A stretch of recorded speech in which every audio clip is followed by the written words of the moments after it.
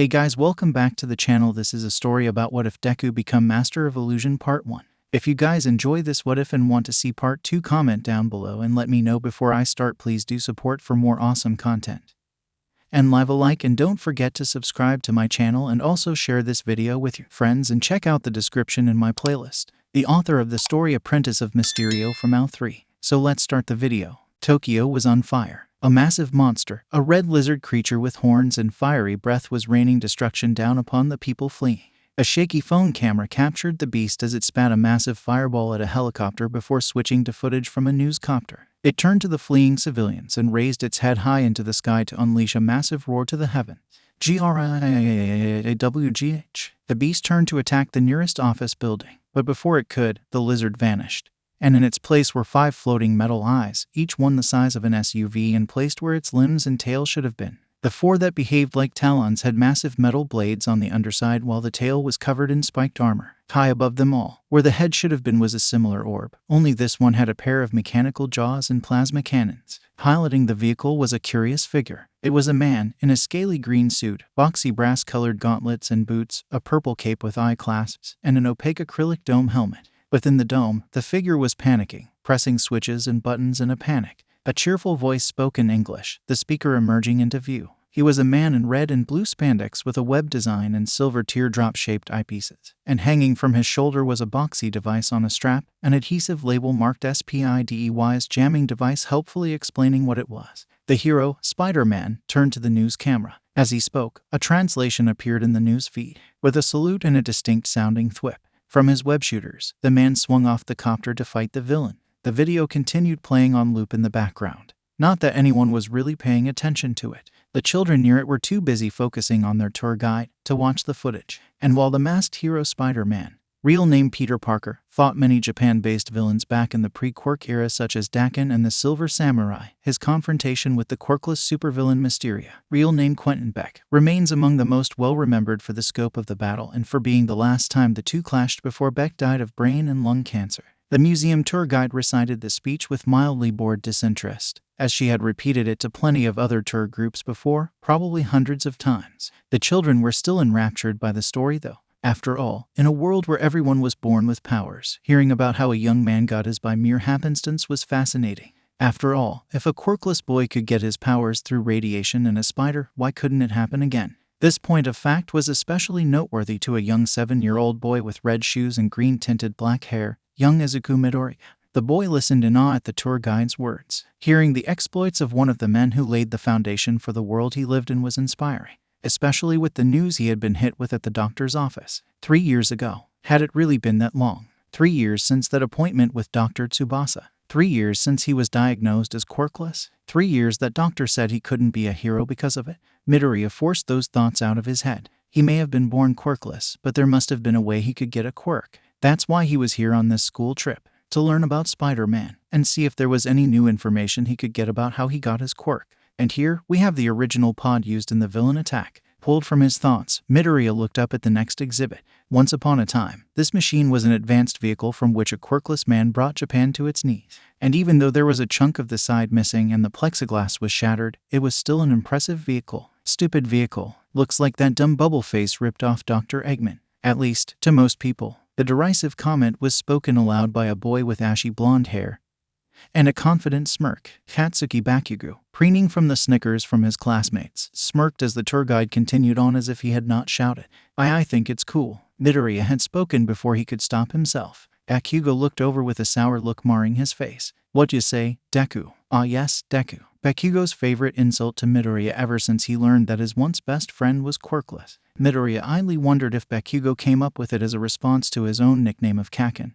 or if he would ever get sick of Deku, but kept those thoughts silent. Instead, he turned to respond to the boy and explain himself. Well, Mysterio, a quirkless guy, was able to do a lot just with some technology, smoke and mirrors, and he still got his ass whooped in less than 3 minutes by Spider-Man. Bakugo interrupted, keeping his voice quiet. But if a quirkless man could keep someone like Spider-Man at bay with just his brain and gadgets, then maybe I could quiet in the back. Their homeroom teacher spoke up. Midoriya fell silent, not able to meet his snickering peers' eyes. It was always the same. 𝐲𝐻𝐸 would get away with interrupting the lecture while Midoriya was silenced. After all, how could the glory child with the amazing and strong quirk be in trouble? Midoriya knew it was unfair, but he kept silent and his face down. If he hadn't, he might have noticed the ugly scowl on his ex-best friend's face. Not long afterwards, lunch break came. Most of the students were packed in the cafeteria, either eating lunches their parents had packed or overpriced food that was available at the counter. Most of them were, that is, 2 students were in the bathroom,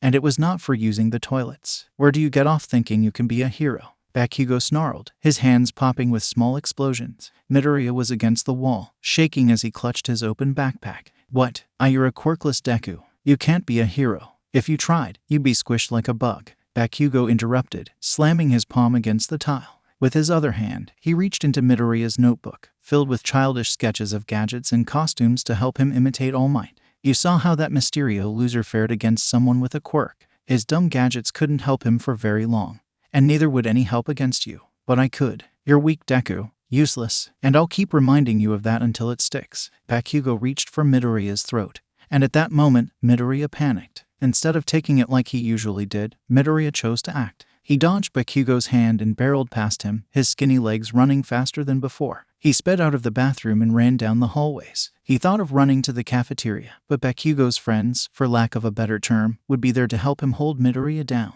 So instead he ran back down the hallway the class had just visited. Deku, get back here. Midoriya quickened his pace. But the open layout of the museum, done to show trophies of past hero exploits, offered little in the way of safe haven. Taking momentary shelter behind a statue depicting All Might's debut to catch his breath, Midoriya glanced around, the gears in his head turning. 𝐲𝐻𝐸 was approaching fast, so the simulation room was out. The hallway to the next area was too far away. The All Might statue was too big for him to climb. The diorama of Wolverine fighting Silver Samurai wasn't too far, but one quick look would easily reveal him to 𝐲𝐻𝐸 or his minions. The hologram of Fridzilla's monster avatar was just out. Same with the mannequin of Sunfire. That only left one place to hide: Mysterio's robot kaiju head. A quick look around showed no one was watching, so young Midoriya ran to the pod, ducking under the stanchion with little effort, and jumped into the cockpit. The inside was spacious, even with the mannequin of Mysterio in the cockpit. The once bright buttons were unlit, a colorful sprawl that once commanded great destruction. Midoriya held his breath, forcing himself to calm down. But upon hearing loud footsteps approach, Midoriya realized his mistake. The pod, left unrepaired, was still missing its side, exposing him to 𝐲𝐻𝐸, who, by some act of mercy, had yet to notice him. Quiet as he could, Midoriya slid under the cockpit's control panel, backing up against the inside of the floor space with his open backpack to his chest when something small bumped up against the back of his head. That sensation gave way to a quiet click, followed by a small thud. Looking behind him, Midoriya was treated to something he had never expected. A loose panel had fallen in the side wall, and within it was an empty space. Curiosity getting the better of himself, Midoriya quietly moved the panel away. Behind where the panel once stood was a small cavity of long since rusted wires and cables. Nestled between them was a thick rectangle of sealed plastic. Pulling it out, Midoriya looked over it. It wasn't heavy by any means. Not much heavier than his textbook, in fact. Gently opening the seal, Midoriya pulled out a thick green notebook, well used judging by the scratches on the edge of the cover and faded English text. Confused, Midoriya flipped through it, only to find that all the pages, despite having been bent, torn, and dog-eared through repeated handling, were seemingly blank. What in the Midoriya muttered, when a massive fist grabbed him and pulled him out screaming. Dropping the notebook, he flailed in panic, only to come face to face with his very angry teacher. Looking around, Midoriya saw a smirking 𝐲𝐻𝐸 and 2 security guards glaring at him. Then Midoriya remembered where he was and what he had done in full sight of the building's security cameras. Sorry, he whimpered. It took many apologies from his teacher and 3 weeks of detention, but Midoriya was let off the hook for his transgression, though he was not allowed back at that museum again. Midoriya was just glad that 𝐲𝐻𝐸 was satisfied with what happened and wasn't going to pursue him again. That night, his mother and Midoriya berated him for his foolishness and sent him to bed early with no more hero merch purchases for a month. Midoriya was silent throughout it. It had been another bust on his mission. Midoriya was frustrated, and in that frustration he tossed his backpack on the floor with a solid thud. Wait, Midoriya looked at his backpack again. That wasn't the right noise. Being that there had been a field trip that day, his backpack only had his hero notebook, pencil case, and an All Might model he had bought at the gift shop. So why did it sound like there was something heavy in there? Actually, now that he thought about it, his backpack had been heavier than it should have been on the way home. He had been too preoccupied with 𝐀𝐦's words and the anger of his teacher and mother to really think about it, but now that he had, Midoriya went to his backpack and unzipped it. Inside was what he expected: his pencils, an eraser, some crumbled up scraps of paper, a bent trading card depicting Endeavor's original outfit, and his 2 notebooks. Wait, 2. He only had one on him, so where did the other? Midoriya froze. The notebook from the exhibit. Security must have thought it was his and put it in his bag. Midoriya took out the notebook, looking it over. It was so weird, he thought. The book showed plenty of use, but it was blank from front to back, and yet it had been so well hidden inside that kaiju robot head. Why? And who would put such a thing inside of Mysterio's Mysterio? With this revelation, Midoriya began muttering, trying to logically reason out the unexpected circumstances before him. Mysterio's kaiju scheme had been his last major appearance before his death, and the villain was notorious for being motivated by fame and glory. Since he was diagnosed the year prior, Mysterio must have known he was dying. Therefore, it stands to reason that he would leave something of his behind. Midoriya muttered rapidly. The notebook must be how he wanted to put down his final notes and thoughts, but why leave it blank? Midoriya sat on his bed, puzzling over the paradox, until he glanced at an old poster of the Fantastic Four. More specifically, he glanced at Susan Storm Richards. Unless he didn't, he must have used invisible ink to hide the writing. It makes sense. It's an old spy movie cliché, and Mysterio loved old movies like that. But how to make it visible? Checking his cell phone, Midoriya looked up ways to detect invisible ink and quickly found one involving heat. Going to the bathroom and grabbing his mother's hair dryer, Midoriya bolted to his room, plugged the dryer into his wall socket, turned to the open journal, and paused. This isn't mine, he thought. This is museum property. Technically, it's a part of hero history. I can't just ruin it like this. It should be turned in, given to someone, a pro hero or the police. Midoriya bit his lip. Reluctantly, he put the hairdryer away. He was about to close the window on his phone when he spotted a YouTube video.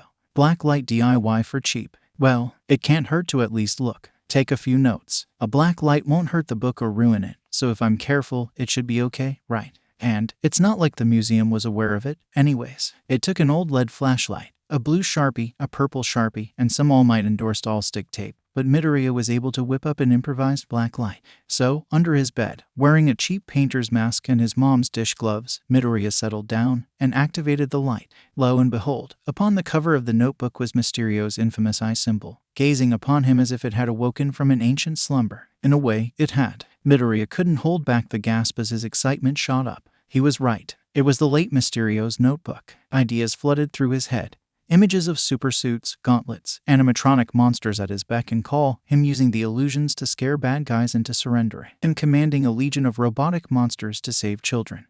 And him, flying above them on a cloud of smoke, his helmet under his head, laughing in joy to the 𝐸 civilians. Do not fear, for all mystery is here. Midoriya eagerly flipped open the cover and flipped the book open to the first page, then to the next page, and the next, and 3 more times, each flip making his smile fade. In his excitement, Midoriya had forgotten one simple issue with his discovery, one that set back his daydreams by a good amount. Mysterio was American, and thus spoke English, which 7-year-old Midoriya could barely read. Thank All Might for the internet. It had taken him the better part of 2 months.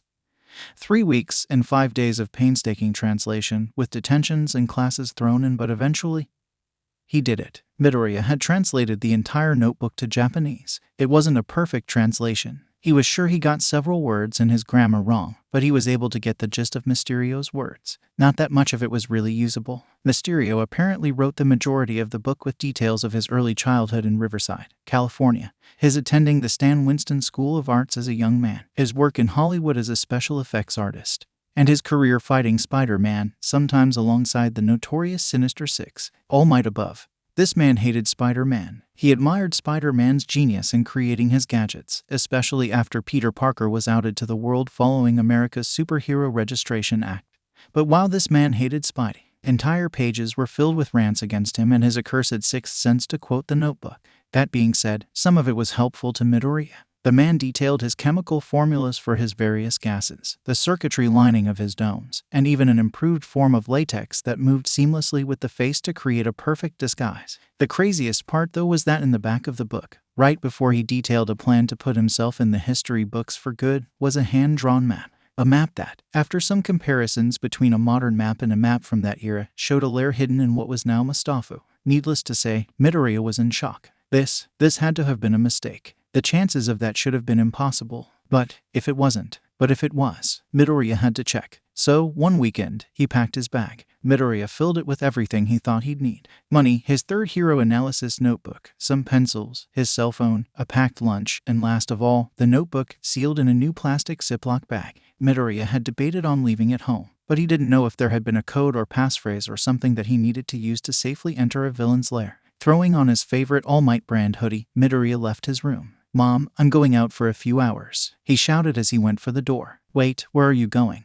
she asked. "The woods," he said with practiced ease. It felt bad to lie to her, but it was the only thing he could think of. It wasn't unreasonable. Only months ago he had gone with 𝐵𝑃𝑃𝐻𝑒 to search for bugs to catch. Unfortunately, after that 𝐵𝑃𝑃𝐻𝑒 had started to distance himself from Midoriya. Not that he had told his mom that. "Fine, just be careful," she shouted back. Midoriya left and made it to the train station. Pulling out his phone, Midoriya looked at the picture he took of the map. It wasn't as simple as whipping out the paper and following it, since street names had changed and buildings remodeled. But with the internet, he was able to follow the map to his final destination, Corellia. Like most cities, Mustafu had its slums and bad neighborhoods. Turns out that Mysterio had chosen one for his lair. Though if it had been a slum when Mysterio put his base here, Midoriya had no idea. But as it was, the X of Mysterio's map led to a small street in the heart of the Corellia neighborhood. Looking around, Midoriya saw nothing that immediately screamed hidden evil lair. Then again, if it had been obvious, it wouldn't have been a very good evil lair. Midoriya mused to himself. Still, Midoriya had been hoping for something that would have helped. All he could see was a run-down apartment building, a boarded-up DVD store, a filthy convenience store that had one person working the counter, and what looked like it had once been a family-owned Korean store, now being used by some bureaucracy as shelter. A few of them gave him some looks, curious about the unfamiliar boy walking on his own, but they didn't move from their spot, so Midoriya didn't feel too threatened by them. Midoriya stopped to check his map for the 5th time. Seeing that he was indeed in the right spot and that there had been no other indicators about where to go, Midoriya sat on a cement bench, biting his lip in thought. The map had been accurate, he was sure, but there was nowhere else to go, so one of these buildings had to be it. So for now, Midoriya thought about everything he knew of Mysterio.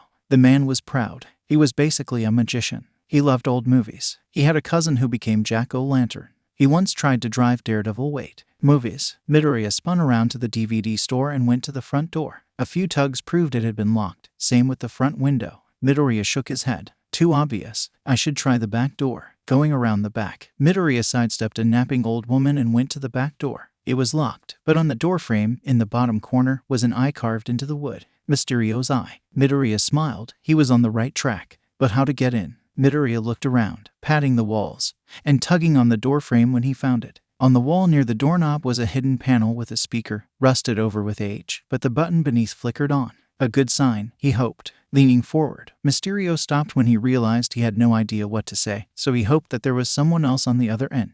Hello, I found a green notebook, written in invisible ink. No response, though it was possible that whoever was there was waiting for a password. So, recalling what little Midoriya knew of old movies, he tried the first phrase that came to mind.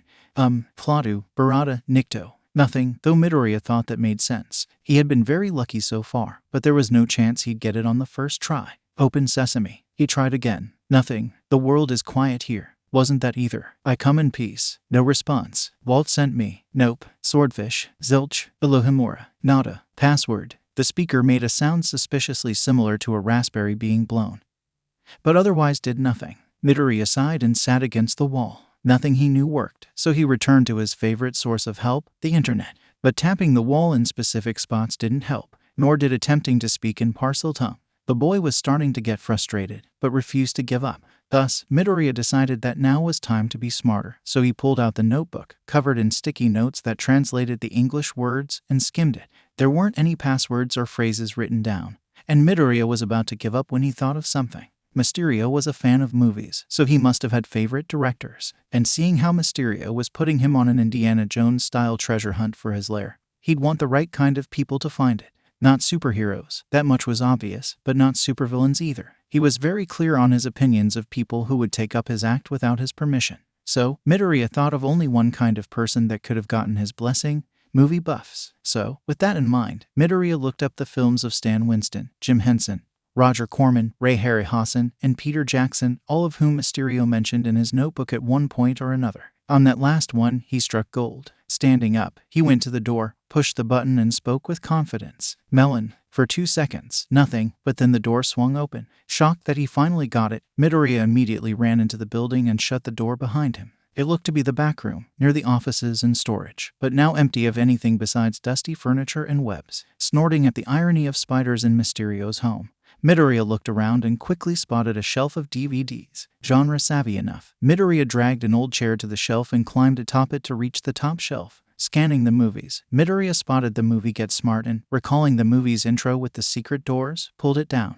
With a rumble, the bookshelf moved aside and the wall slid open, revealing a spiral staircase. Midoriya gulped and looked back. This was his last chance to back out. He didn't know what he'd find down there. It could have been a death trap, a mechanical monster, or a gaming room for all Midoriya knew. But he had come this far. So, pulling his All Might hoodie closer around himself, he carefully walked down the steps. After a few minutes, Midoriya exited the stairs. Before him was a doorway with 3 locks on it. Connected to it was a screen and keypad with 3 questions upon it. In Jim Henson's greatest work, what was Chamberlain's true form's name? In They Live, Money Talks, what does it say? What do I consider to be the greatest trick done by Ray Bradhouse? Rolling his eyes, Midoriya did a quick internet and notebook search, and typed in the answers. 𝐶𝐿, this is your god, the wall-crawling demon. With a hum and a groan, the door opened up, and the room beyond lit up. He entered a room big enough to hold his elementary school. At one time, it might have been a tunnel to reroute floodwaters, but it had since been repurposed. The stonework reached up high, and hanging from the pillars were metal discs depicting Mysterio's eye design.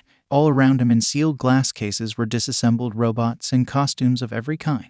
Heroes, villains, aliens, monsters, knights, pirates, dinosaurs, all were here, half assembled. The latex peeled back to show the inner working.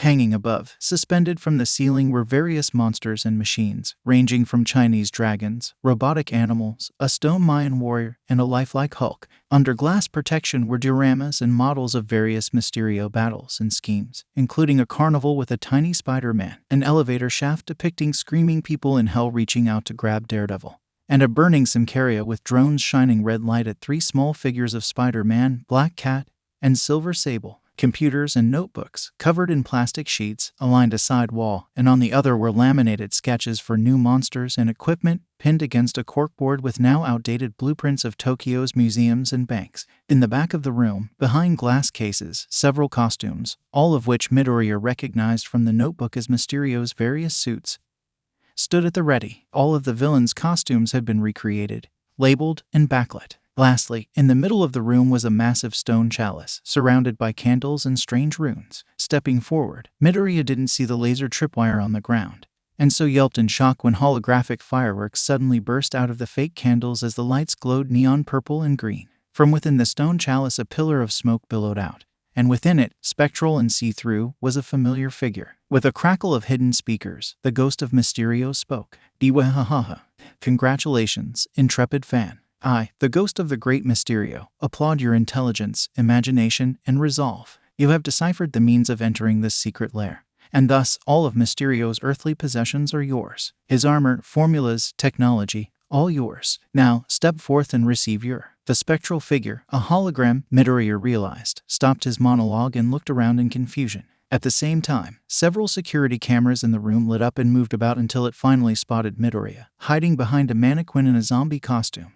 Are you kidding me? It shouted in anger, all grandiose posing lost. Yo, you're him, Mysterio? Midoriya asked, staying behind the zombie in fear. The hologram muttered, before suddenly speaking in Japanese. How's this? Yo, you can speak Japanese? Midoriya asked in shock. Well, of course, this is Japan. Chances were, the fan who uncovered my lair was going to speak the local language. It quickly explained. But to answer your question, technically yes, I'm an AI modeled after a brain scan of the original Mysterio, made by Dr. Octopus as a favor to the late 𝐀𝐦 𝐍𝐵. You may call me 𝗬𝗲, after the man who brought Godzilla to life. Oh, Midoriya's eyes lit up in wonder as he stepped out from behind the mannequin. The hologram floated over, inspecting the boy who stared at him in awe. After a moment, the AI spoke up. So, you found Beck's old lair. Mind telling me the year? Oh, it's 2123, Midoriya said proudly. What? It took that long for a fan to find me? The Mysterio-shaped hologram proclaimed. Yeah, but, what are you? Midoriya asked. Doing here, I mean. I told you, I'm an artificial intelligence based upon the late 𝐀𝐦 𝐍𝐵, made just before his rampage in the kaiju machine. My function is to watch over this lair, maintain the equipment via drones and robotic proxies, all until either the world discovers this place or the next Mysterio comes along. Oh, real quick, how did the robot kaiju scheme turn out, by the way? The hologram asked Midoriya. Lost. Spider-Man beat you on national TV. Midoriya admitted. Seeing 𝗂𝗵𝗂 slump in sadness, Midoriya thought of something that could cheer it up. But the robot's head is in a museum. It's where I found this. Quickly digging through his backpack, Midoriya pulled out the notebook. Mysterio's memoirs. The AI cried out joyously. I knew a fan would find it. But I'm not a fan, Midoriya admitted without thinking. What? But then, how'd you get past the security? Only a dedicated fan of Mysterio and cinema classics should have been able to get through. It stuttered in confusion. I used the internet, Midoriya said with a shrug. God damn it, Mysterio's AI grumbled, crossing his arms in annoyance. I knew Beck should have contacted Beckhart's grandkids, but I did want to talk to you, Midoriya stated, sitting in an old office chair. Came to learn the secrets of Mysterio to continue the legacy. The Mysterio AI asked, perking up. Kind of, Midoriya began, before launching into a spiel. He explained to the AI construct the world he had activated in. How years after his death, superpowers, or quirks as they came to be known as, became commonplace, even more so than the mutants and their X gene, and how heroism was a paying job. He told him how he wanted with all his heart to be a hero, to save people with a smile on his face, but also how everyone, even his own mother and former best friend, told him he couldn't due to lacking a quirk. But since he was a genius, he thought Mysterio could have some advice for him, since Beck was a quirkless man who had fought heroes with quirks. 𝗂𝗵𝗂 held on to each word, but due to his lack of a visible face, Midoriya couldn't really tell what he was thinking. At least, until he spoke up after a minute of quietly studying Midoriya's hero notebook. Nice story, really builds up the world, with a decent premise for conflict, and a relatable protagonist with nice, if simplistic motives. But you forgot to mention something important, boy. Midoriya tilted his head in confusion, which the AI took as its cue to continue. Why should the audience, i.e. me, care about any of that? Well, what? Midoriya stuttered out. You're not a fan of Beck, and you don't look interested in being the next Mysterio, so why should I help you with your pipe dream? The AI remarked bluntly. But I want to help people, Midoriya said. Does this world have police officers, doctors, firefighters? Why yeah, but then go to firefighting school. Unless I see something in this that'll help my function, which I don't, then I don't see why I should help you. With that final statement, 𝗂𝗵𝗂 turned away. It's back to Midoriya. Before you leave, do you mind hitting the reset switch? It's hidden on the pillar to the left of my original suit. I want to give the next person who finds this place a proper welcome. Maybe they'll be worthy of my service. This wasn't good. Not good at all. Midoriya hadn't considered that Mysterio might not want to help him. He was lucky that the AI didn't seem upset that a wannabe hero had found him, but otherwise things looked dire. But this was his only chance to become a hero as great as All Might. Surely there was something he could do to convince the AI. But what? Money wouldn't be of much help since he had so little. And Midoriya wasn't one to blackmail, and he doubted the egocentric construct would be intimidated by a 𝐀𝐦. His ego. If you help me, I'll be able to become a hero, Midoriya said. A famous hero, he emphasized. So, well, if I become the world's only real quirkless hero, then everyone's gonna want to know the source of my gadgets and powers, Midoriya said quickly but carefully. Yes, 𝗂𝗵𝗂 was looking at him. Seizing his chance, Midoriya went for the real meat of his argument. And, well, I'll have to tell them of the legendary villain who stood toe-to-toe with the great Spider-Man, despite lacking his own powers. The villain who inspired a hero will be great, legendary. I mean, Dr. Octopus and the Green Goblin are famous baddies. Yeah, but neither of them have any really memorable descendants modeled after them, so people only recall them as relics of the past. Struck with a sudden idea, Midoriya quickly spun another speech. And it'll be like those remakes of old movies, where a once clearly evil villain is now much more complicated, or an anti-hero. Let me be your remake. For a good minute, the AI was silent. Midoriya held his breath in anticipation, not daring to interrupt the AI before him. You're good, kid. 𝗂𝗵𝗂 finally spoke up. However, I know exactly what you're trying to do. You're playing on Beck's ego, trying to tempt me with fame and prestige so I'd hand you my secrets on a silver platter. Midoriya's smile faded to one of fear, until the hologram burst out laughing. But that speech, that was truly wonderful. Let me be your remake. How creative. He clapped his hands. It seems you are what I was looking for after all. What? Midoriya asked. Quentin Beck was not an armorer. He was an artist. He used his imagination and creativity to craft magnificent illusions that made Avatar's special effects look like a kiddie's paint program. I was not going to give any old person his equipment. They had to prove themselves to be equally talented and creative. Your notes show you have the brains for this, and your speech, well, it wasn't perfect, but you have that spark of imagination that Beck did. So, does that mean? Midoriya asked, his smile slowly returning. Yes, you've convinced me, kid. I'll help you become the next hero. Inspired by Mysterio, the AI proclaimed while Midoriya let out an excited cheer. And so, the work began. Every weekend, Midoriya would hop on a train to Corellia and would study Mysterio's designs under the eye's tutelage. He would spend hours studying the compounds Mysterio used to form his masks and various gases, and with him, found safer substitutes that didn't risk giving the young boy cancer. Midoriya learned how to disassemble and maintain the Mysterio suit. Though the gauntlets were large for him, young Midoriya was able to eventually, with Tsubureya's guidance, make a small one that fit his hand. The pride he felt at creating a hologram of All Might would stay with him for years. But it wasn't just latex masks and engineering. As Tsubureya told the young boy, Mysterio was fond of cinema, so once a month Tsubureya would do some questionably legal video downloads and show Midoriya the movies that the original Mysterio took inspiration from. Films worked on by Ray Harryhausen, Stan Winston, William Castle, Jim Henson, and plenty more were watched, studied, and memorized. Midoriya took notes on the animation techniques, the methods they used to project scale, and the way they seamlessly blended it with the actors. When asked why he didn't just use CGI, Tsubureya explained that unless they had a massive budget, a team of computer artists, a portable green screen, and time, realistic CGI couldn't work in a 3D environment due to the uncanny valley effect. Though secretly Midoriya guessed that Mysterio, and thus Tsubureya, just didn't like CGI, not that he would bring it up. This all went on for 7 years. 7 long years of chemistry, animatronics, and learning English. This last one was so that Midoriya could not only understand more movies in their original language, but so that he could encode his notes better. 7 years of learning acting, basic fighting stances, how to take a hit and keep going, and the importance of prep work. There were some bumps and disagreements, like when Midoriya admitted his reluctance to use hallucinogenic gas on people until Tsubureya assured him that the gases had no long-lasting side effects once out of the person's system. For 7 years, Tsubureya would occasionally question if being a hero would really be the best route for Midoriya.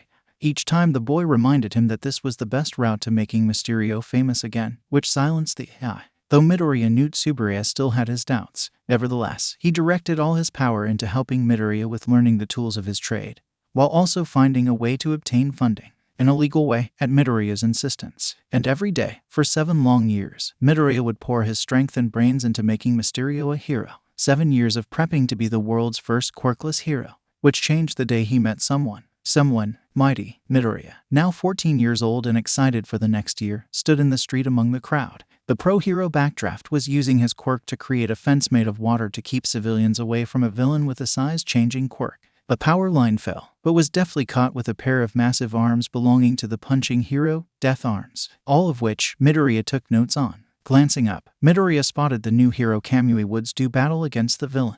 Midoriya gasped and remembered his newest addition to his intel gathering. Reaching to his lapel, Midoriya pressed a hidden switch on his All Might pin, activating a hidden camera that streamed all the footage back to Tsubureya. The AI had always stressed the importance of gathering footage for further study. You never know when you might have missed something vital. After all, if Midoriya was going to be a master of disguise and illusions, he needed to study the people he was copying.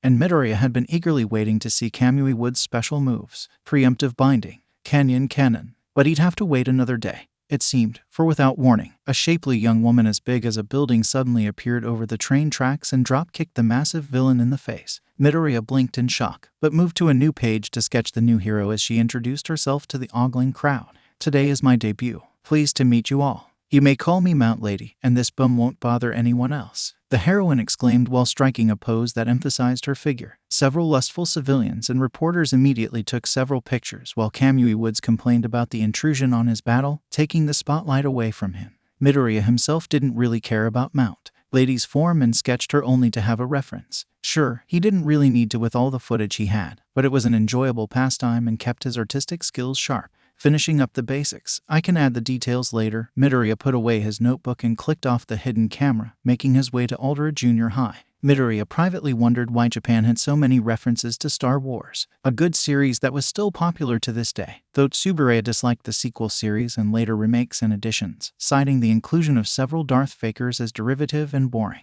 Midoriya personally thought they were okay, but then again, he wasn't a cinema purist like his AI mentor. School went. Well, it went. Same classes as always. Math, Japanese, history, writing, art, science, and English. The last two were the subjects Midoriya excelled the most at nowadays. Physical ed wasn't too bad. Midoriya had gained some light muscle from sparring with Mysterio's different robots, commanded by Tsubureya, though he still wasn't in the top of his class. That honor went to Bakugo. No, the real issue was homeroom near the end of the day. Specifically, when their teacher decided to make an announcement. Now, officially speaking, I need to pass out these career forms so you could write down the job you'd like to have once you're finished here. He began, hefting up a pile of papers, only to toss them into the air a second later. But why bother? It's clear you all want to be heroes. The class cheered in joy, quirks on full display to accompany their shouting. Midoriya, however, stayed silent, focusing instead on his notebook. Within it were sketches of various heroes, their costumes, design, and their quirks. Midoriya took special care to note the way they moved, the weight and posture of the person, even the noises they made when moving or using their quirks.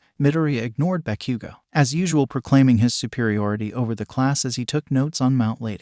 While he doubted the need to disguise himself as the new pro-hero would ever come up, observing the way she moved at giant form would help with selling the realism of some of the larger illusions 𝗬𝗪 was helping him develop.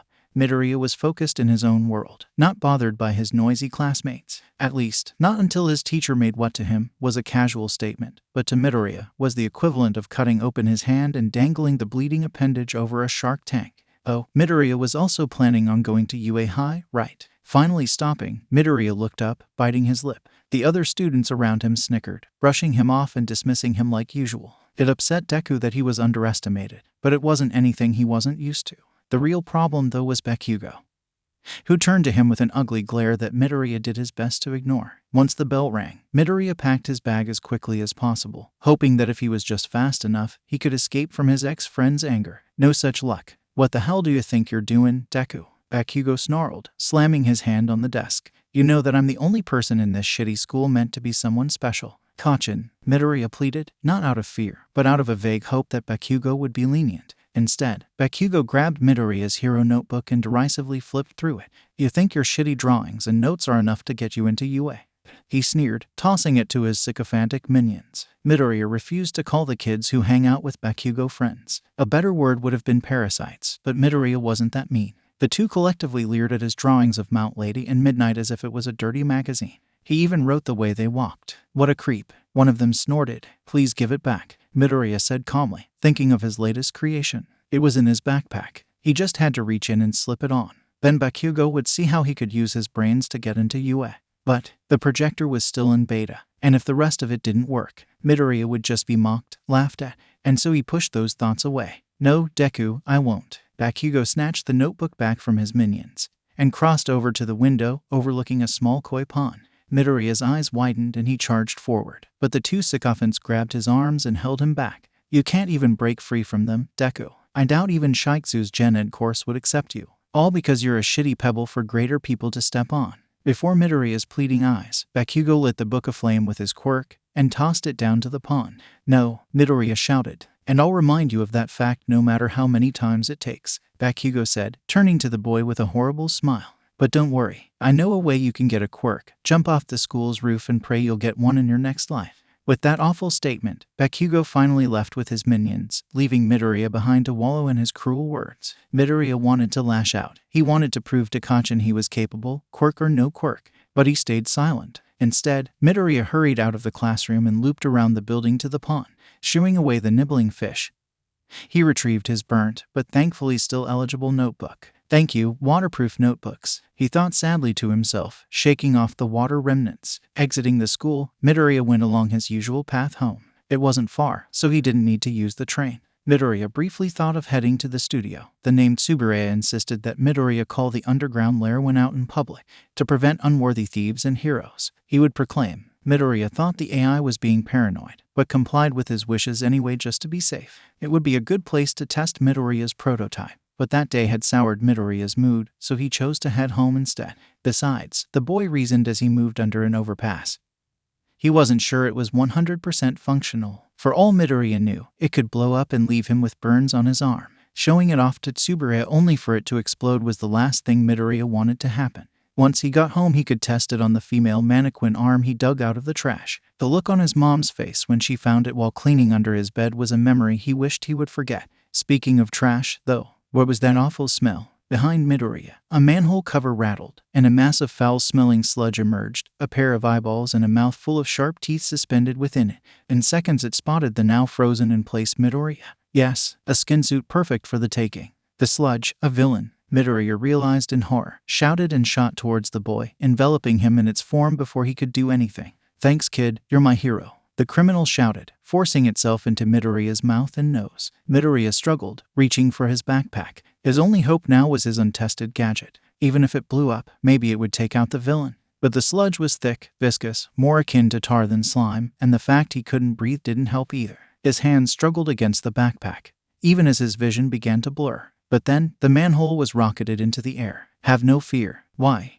The slime villain and Midoriya looked back to the now exposed sewer entrance. One in fear, the other in hope. Standing before them, carrying a bag of groceries, was a mountain of a man. He had no hero costume on, only green cargo pants and a white t-shirt that threatened to come apart at the seams, barely able to contain the man's roaring muscles. But neither of them needed the man's costume to know who this man was. Everything from the smile to the distinctive V-shaped haircut told them that this was the man, no, the legend. He was admired like no other, considered the #1 hero by the entire world, a renowned symbol of peace with few who could dare hope to match the strength, charisma, and hope he radiated.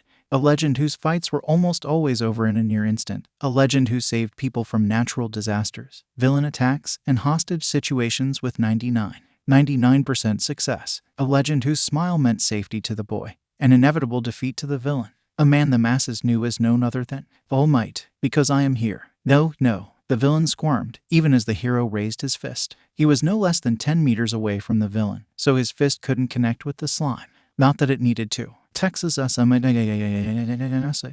a roar of thunder shook the street, Midoriya's world went to black. When Midoriya woke back up, it was from a man smacking his cheek. Hey kid, wake up. Midoriya's eyes shot open and he sat up. It wasn't just some random passerby waking him up. It was his idol, All Might. All Might. Midoriya spat out without pausing for breath. Haha, you've got quite the lungs on you, kid. But have no fear. I've got him safely sealed away. All Might held up a 2-liter bottle of soda, now filled with the slime villain's material, eyes, and teeth. Midoriya scrambled for his backpack and pulled out his notebook, only to find a previously blank page filled with a massive signature. Midoriya's quick ramblings amused the hero, who laughed heartily as he wiped the corner of his mouth. I'd love to stick around and chat, young Midoriya, but I've got to take this baddie to the local police station. Farewell. The man pocketed the villain's bottle in his pants pocket and prepared to leap, not seeing Midoriya scramble over to him. Wait, I still have 𝐀𝐦 Looking down, All Might flinched in shock, seeing the boy clinging to his pants leg and screaming,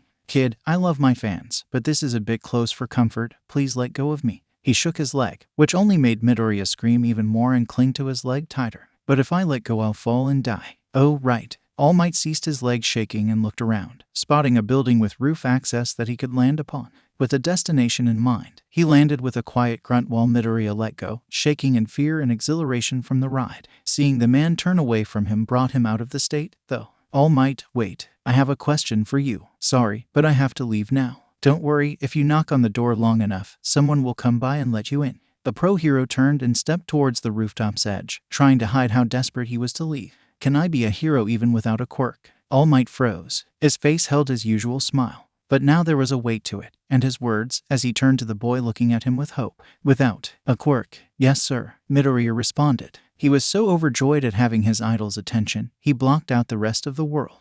All my life, people have doubted me. They told me I couldn't be a hero. But if the pre-quirk heroes could do it, why couldn't I? So I've pushed myself, studying harder than ever. I've even gone under another man's tutelage to build gadgets and gizmos that I know can put me on par with heroes. But people still doubt me. But I know that I can be a great hero who saves people with a smile on their face, just like you. Midoriya finally looked up, hoping to see his idol smile and give him a thumbs up, maybe even a word of encouragement, but instead got something that shocked him to his core. Instead of a massive, muscular powerhouse he had been expecting, standing before him was the exact opposite. He wore the same clothes All Might had been wearing, but they were far too large for the thin, sickly-looking man with gaunt blue eyes and disheveled blonde hair with 2 parts that fell past his face, hunched over in the cloud of steam that seemed to pour out from his form. The skeletal man held no smile, just an annoyed and slightly sad frown as his blue eyes observed Midoriya, who did not take the sight too well. WAGH. Who are you? What happened to All Might? Are you one of Tsubureya's tests?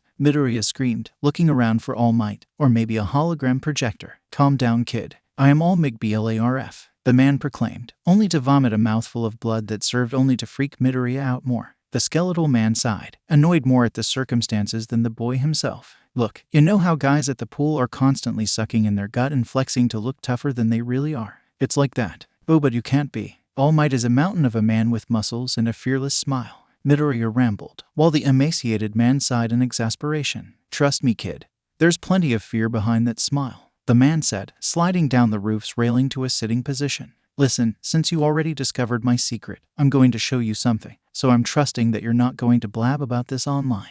The man lifted up the left side of his shirt, and Midoriya gasped in horror, hands covering his mouth. Upon the man was a massive scar, purple and sick, that covered almost half the left side of his torso, with the worst of it centered on his stomach. The fact that it didn't look fresh was only a small comfort to the boy. Pretty nasty, right? I got this in a bad fight about 5 years ago. I lost my stomach and part of my lung. The surgeries and therapy needed to recover from the fight messed me up badly. And nowadays, I can only be a hero for about 3 hours. The rest of the time, this is me. Midoriya stared at the man. Working with Tsuburaya, Midoriya learned how to read people. He could tell when they were happy, sad, angry, or lying. This was to help him with learning how to imitate people and mimic them better. And every lesson he learned was telling him the same horrible truth. The man before him, against all possibility and logic, was All Might. Biting his lip, Midoriya drew upon his extensive knowledge of All Might to ask his next question, mainly to keep his mind off the world-shattering truth he had just witnessed. 5 years ago, was that the fight with Toxic Chainsaw?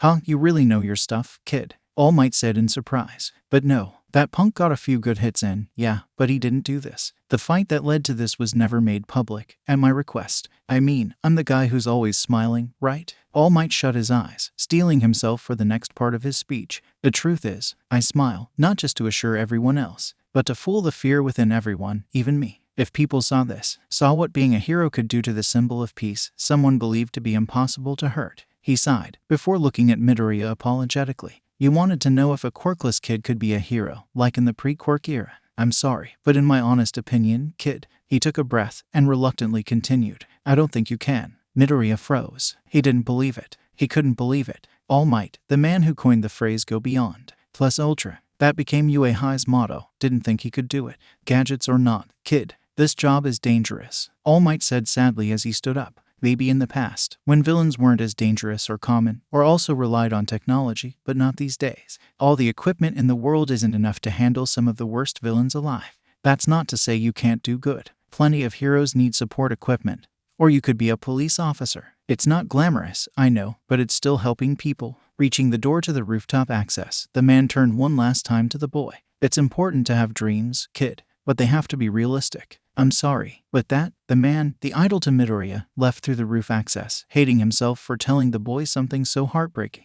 But if it spared him from what he had to go through 5 years ago, then it had to be said. Right, the words, though clearly meant to be encouraging, had the opposite effect on the boy. Midoriya felt as though each counter-argument and alternative was a smack to the face. A participation trophy for the person in last place. Confirmation that Midoriya was never going to fulfill his dreams. Midoriya sat on the rooftop, wanting nothing more to cry, frustration welling up in him. His mother, his best friend, and now his idol said he was chasing a dream. Even Tsuburaya had expressed doubt on him being a hero, and tried to suggest he'd have better luck being a villain. Maybe Midoriya would have continued wallowing in his misery, but a nearby explosion quickly put a stop to that. Midoriya's head shot up. It wasn't far, and right now Midoriya needed a distraction more than ever. Flinging his backpack on, he ran down the roof access. There was already a crowd of civilians around when Midoriya arrived. The pro heroes Death Arms, 𝐀𝐦 Woods, and Backdraft were already there, but weren't fighting whatever villain had appeared. The first two were more focused on keeping the crowd back, while Backdraft was containing the flames that consumed the surrounding buildings.